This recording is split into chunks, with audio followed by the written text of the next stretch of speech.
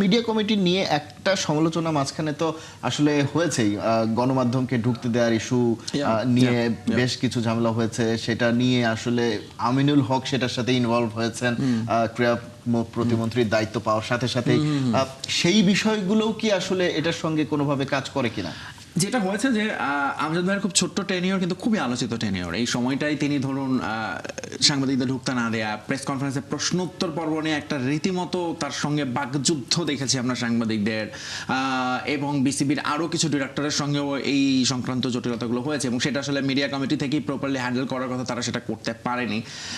এবং এই মিডিয়া কমিটিতে বেশ কিছু জিনিস নিয়ে কাজ চলছিল বাংলাদেশ ক্রিকেট বোর্ডে, যেটা ধরুন আমি জানি যে তাদের মিডিয়া উইংটা আরেকটু বড় করা, ডিজিটাল একটা প্রপার বাংলাদেশ ক্রিকেট বোর্ডের টিম করা, যেটা এই মুহূর্তে নেই, এবং সেইটা করতে গিয়ে আসলে অনেক সময় এই জায়গাটা আসলে আমজাদ হোসেনের ইনভলভ ছিল না। প্রবাবলি তিনি সেটাই মিন করেছেন কালকে প্রেস কনফারেন্সে, আমার কাছে মনে হয়েছে যে তাকে সরিয়ে দেওয়া হয়েছে বা তাকে ছাড়া অনেক রকম সিদ্ধান্ত নেওয়া হচ্ছে, এবং এই সব কিছু মিলে তো অবশ্যই একটা প্রভাব ফেলেছে।